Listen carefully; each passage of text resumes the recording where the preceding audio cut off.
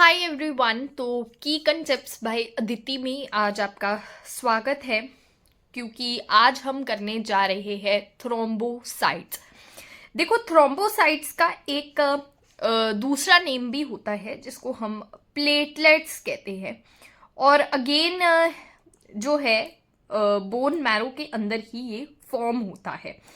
अगर हम यहाँ पे इसकी फॉर्मेशन को देखें तो मान लो ये बोन है, ठीक है। अब बोन के अंदर ना एक स्पेशल सेल्स होते हैं जिसको मेगा कैरियोसाइट कहते हैं।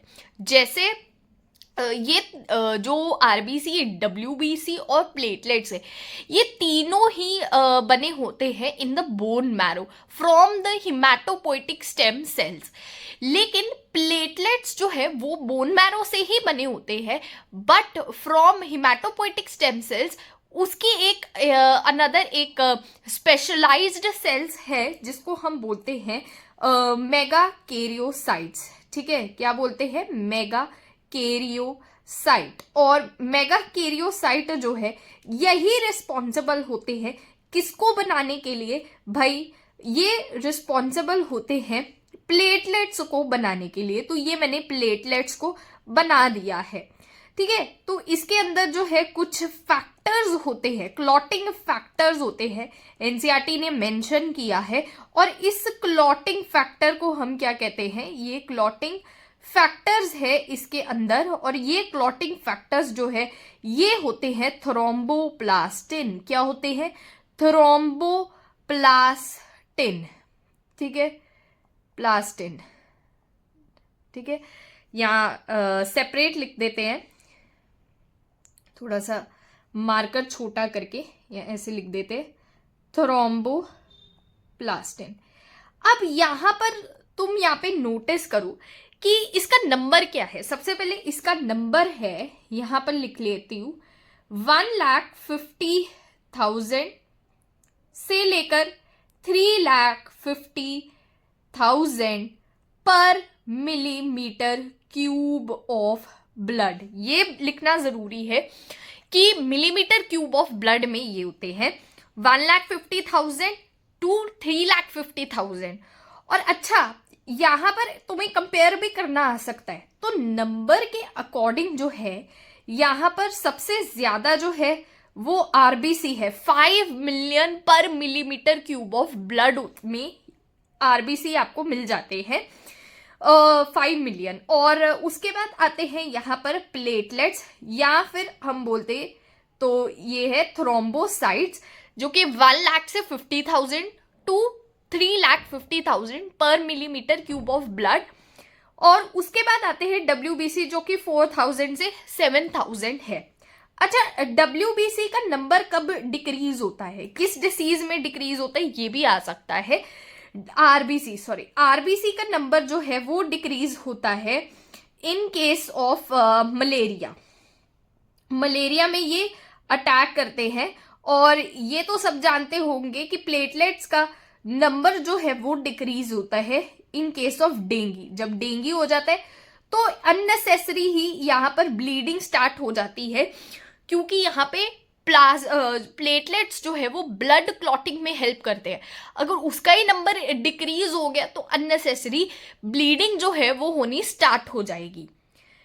अब हम करते हैं यहाँ पर थ्रोम्बोसाइट्स हो गया। अब हम यहाँ पे करते हैं ब्लड क्लॉटिंग। कि ब्लड क्लॉटिंग जो है ये ब्लड कैसे क्लॉट करता है। मान लो यहाँ पर एक टिश्यू थे, क्या था? बहुत सारे ग्रुप ऑफ टिश्यू था। लेकिन हुआ क्या कि ये वाला टिश्यू यहाँ पे डैमेज हो गया, तो ब्लड क्या हुआ? ब्लड यहाँ से बाहर आना स्टार्ट हो गया, ठीक है। ये ब्लड जो है यहाँ से बाहर आना स्टार्ट हो गया। अब यहाँ पे क्या करें?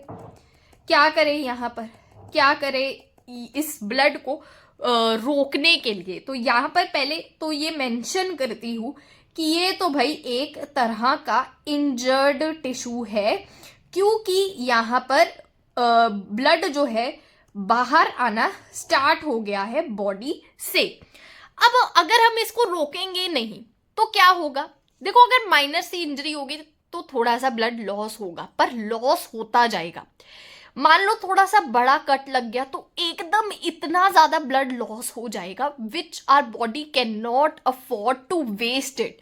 हमारी बॉडी ब्लड बहुत प्रेशियस है, अगर हमने इसको मतलब बचाया नहीं तो बहुत सारा ब्लड जो है वो हमारी बॉडी से वेस्ट हो जाएगा और ऑफ कोर्स डेथ भी हो सकती है। तो इसको बचाने के लिए सबसे पहले ब्लड क्लॉटिंग के 4 फैक्टर्स होते हैं, जिसमें सबसे पहले आता है वेसो कॉन्स्ट्रिक्टर। उस साइट पे कॉन्स्ट्रिक्ट करो, मतलब ब्लड वेसल्स को कॉन्स्ट्रिक्ट करो ताकि ब्लड कम से कम बाहर जाए, ठीक है। कॉन्स्ट्रिक्टर, वेसो कॉन्स्ट्रिक्शन, ठीक है। ये स्टेप्स है, लिखवा रही हूं कि क्या क्या स्टेप्स होते हैं। उसके बाद आते हैं प्लेटलेट्स प्लग फॉर्मेशन। क्या आते हैं? Platelets plug formation, platelets plug formation, platelets plug formation. और तीसरा आता है यहां पर, तीसरा यहां पर आता है क्लॉट फॉर्मेशन। भाई क्लॉट बन जाता है, छिलका बन जाता है, ठीक है। जब हमें कोई इंजरी होती है तो छिलका बन जाता है जिसको हम कहते हैं क्लॉट। तो क्लॉट की भैया यहाँ पे फॉर्मेशन भी करवानी है।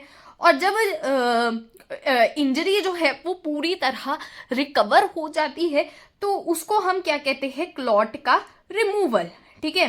छिलका अपने आप उतर के जो है वो चला जाता है, अनलेस अनटिल तुम उसके जान के जो है वो छिलो ताकि फिर से ब्लड आना स्टार्ट हो जाए, क्योंकि इंजरी जो है वो फुली रिकवर नहीं होती, तुम उससे वो पहले ही छील देते हो, राइट। तो ये 4 स्टेप्स है जिससे ब्लड क्लॉटिंग जो है वो यहाँ पर होती है। तो वेसो कंस्ट्रिक्टर का मतलब क्या है? मान लो वेसो कंस्ट्रिक्टर का मतलब यहाँ पर ये है कि ब्लड को इमीडिएटली हमने कॉन्ट्रैक्ट, ब्लड वेसल्स को इमीडिएटली कॉन्ट्रैक्ट करवाना है ताकि कम से कम ब्लड जो है वो बाहर आए। तो सबसे पहले यहाँ पर आता है, यहाँ पर सबसे पहले स्टेप आता है वेसो कॉन्स्ट्रिक्शन का। और ये वेसो कॉन्स्ट्रिक्शन जो है ये एक केमिकल करता है which is released by injured tissue only. Injured tissue he chemical release करता है जो कि है थ्रोम्बोक्सिन A2। क्या है? Thromboxane A2। ये A2 जो है ये vasoconstrictor means it constrict the blood vessel. दिया नहीं हुआ, जस्ट एक एक्सेप्शनल नॉलेज बता रही हूं ताकि अगर ऐसा वैसा आ जाए तो तुम you can able to answer it regarding blood clotting. तो वेसो कंस्ट्रिक्शन यानी कि थ्रोम्बोक्सिन A2 ने वेसो कंस्ट्रिक्शन कर दी। अब क्या है सेकेंड स्टेप? प्लेटलेट को बुलाना है ताकि वो प्लेटलेट जो है उस इंजरी के अराउंड अपना प्लग बना दे। यानी कि जैसे होता है ना कि मान लो यहाँ पर स्विच बोर्ड है, उसके अंदर आप अपना चार्जर का प्लग जो है, इस स्विच बोर्ड एक प्लग है और चार्जर उसमें घुसाते हो, वैसे ही यहाँ पर मल्टीपल प्लेटलेट्स जो है लग जाएंगे ताकि ब्लड जो है वो कम से कम जो है वो बाहर जा पाए।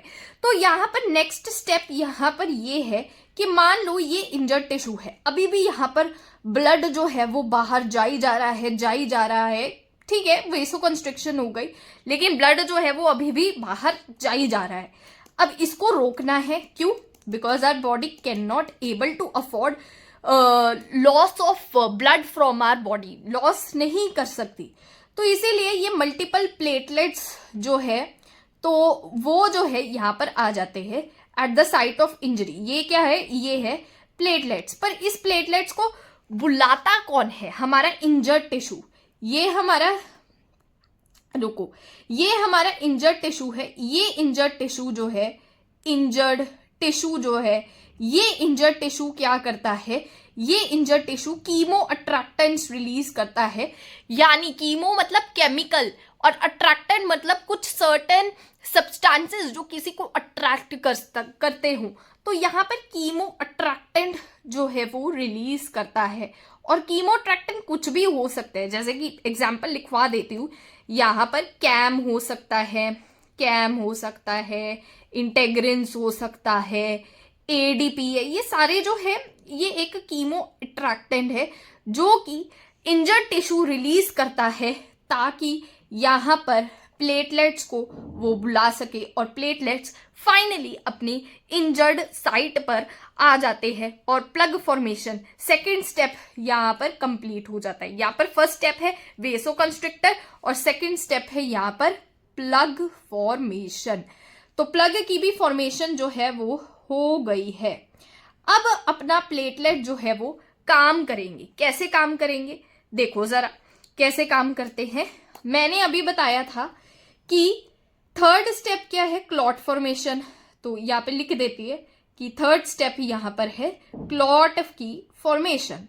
अब क्लॉट फॉर्मेशन होती कैसे ये जरा ध्यान से देखो। सबसे पहले यहाँ पर अपना वही इंजर्ड टिश्यू है, ठीक है, ये अपना इंजर्ड टिश्यू है और इंजर्ड टिश्यू ने यहाँ पर अभी तक क्या क्या प्रोसेस हुआ है कि भैया क्लॉट फॉर्मेशन हो गई। अब जितना ब्लड लॉस हुआ था उतना ब्लड लॉस हो चुका है, अब बाकी का ब्लड अंदर ही रह गया है। ठीक है भाई, हो गया। अब इसके बाद होता क्या है, इसके बाद ये होता है कि अब यहाँ पर क्लॉट फॉर्मेशन में यहाँ पर यहाँ पर क्या होता है कि इंजर्ड टिश्यू जो है प्लेटलेट्स जो है इसके अंदर थ्रोम्बोप्लास्टिन होते हैं। ठीक है, यही बात, थ्रोम्बोप्लास्टिन ही हमने बोला। ये थ्रोम्बोप्लास्टिन जो है ये क्या एक्टिवेट करते हैं, प्रोथ्रोम्बिन को, प्रोथ्रोम्बिनेज को, प्रोथ्रोम्बोकाइनेज को, प्रोथ्रोम्बोकाइनेज को थ्रोम्बोकाइनेज में ये एक्टिवेट कर देते हैं। थ्रोम्बोकाइनेज दिख नहीं रहा तो अपना बड़ा लिखते हैं, ठीक है। हाँ जी भाई, आइए भाई, यस। तो यहाँ पर है थ्रोम्बोकाइनेज इंटू थ्रोम्बोकाइनेज,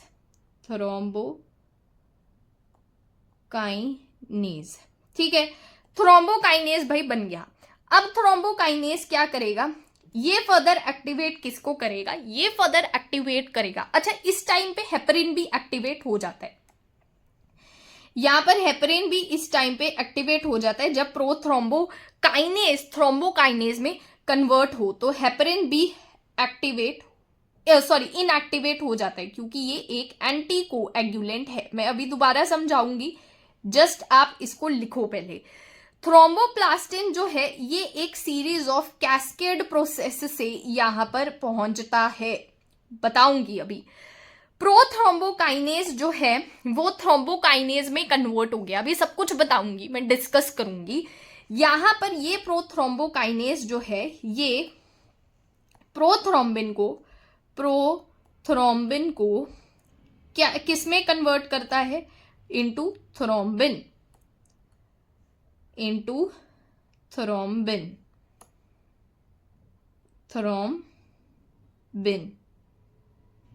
ठीक है। थ्रोम्बिन जो है, अब इसमें कैल्शियम की भी जरूरत पड़ती है तो कैल्शियम भी यहां पर लिख देते हैं।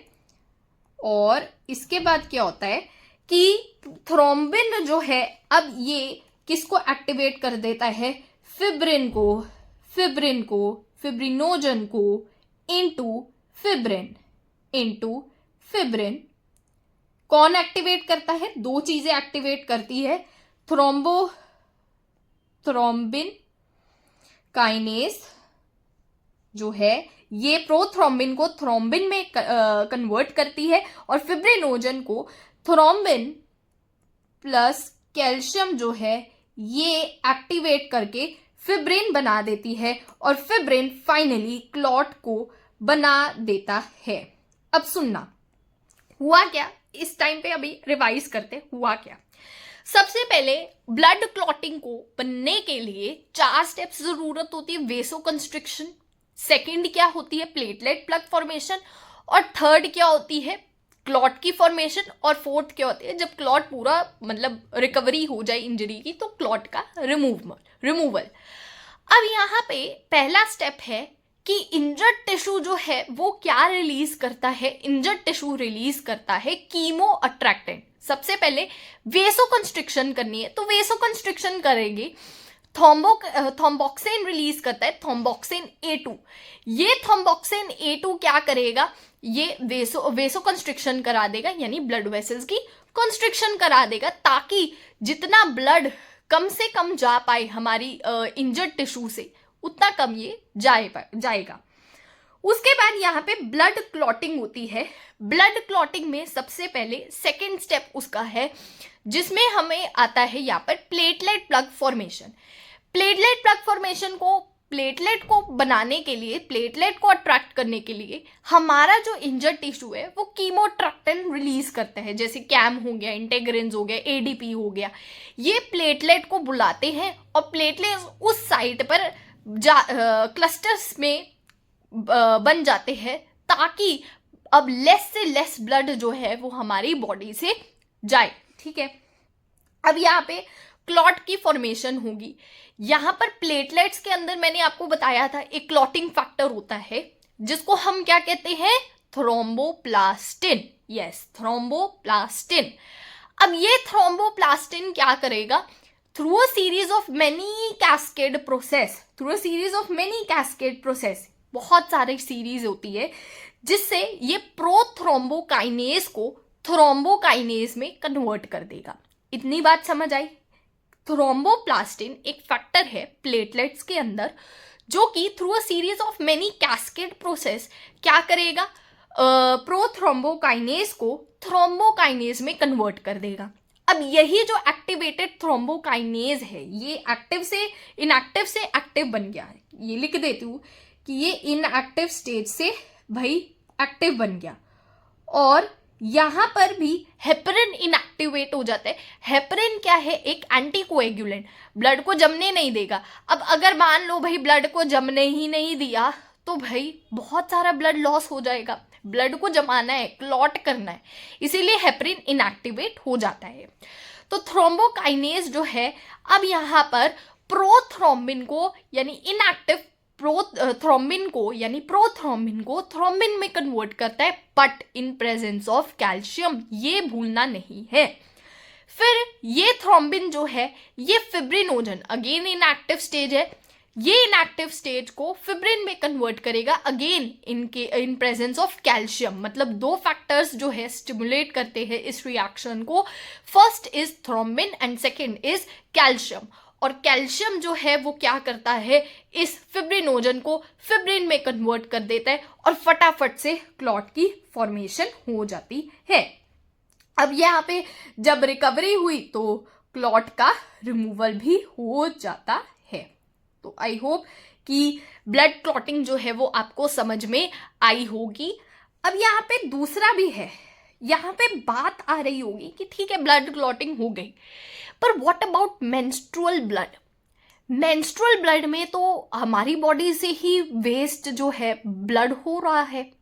भाई अगर if we talk about menstrual blood, तो मेंस्ट्रुअल ब्लड क्या है, मेंस्ट्रुअल ब्लड ये क्या है, ये भी तो भाई हमारी बॉडी से लॉस हो रहा है, लॉस फ्रॉम आर बॉडी। तो ऐसे तो वो भी क्लॉट करना चाहिए। सवाल तो आएगा कि भाई मेंस्ट्रुअल ब्लड है तो वो भी तो क्लॉट होना चाहिए, कि भाई ऐसा ना हो कि अंदर ही क्लॉट हो जाए। पर ऐसा क्लॉट हो नहीं रहा, क्योंकि इसके अंदर एक अननेसेसरी क्लॉटिंग के लिए एक फैक्टर होता है, जिसको हम प्लाज्मिन कहते हैं।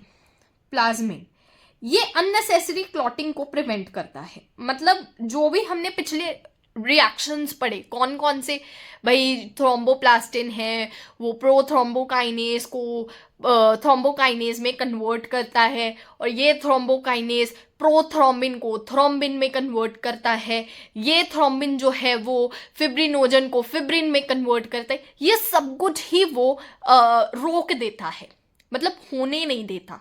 तो प्लाज्मिन एक ऐसा फैक्टर है which provide unnecessary clotting, unnecessary clotting होने नहीं देता, अननेसेसरी क्लॉटिंग। इसीलिए यहां पर हम देखते हैं कि जो भी हमारे मेंस्ट्रुअल ब्लड है वो अंदर बॉडी के अंदर क्लॉट नहीं करता, बिकॉज प्लाज्मिन ने सारी के सारी रिएक्शन को सप्रेस करके रखा हुआ है ताकि जो ब्लड है वो बॉडी से बाहर आ सके। तो आई होप कि ये लेक्चर जो है वो आपको समझ में आया होगा ब्लड क्लॉटिंग का। तो नेक्स्ट लेक्चर में हम बात करेंगे ब्लड ग्रुपिंग के बारे में प्लस RH ग्रुपिंग के बारे में। ठीक है।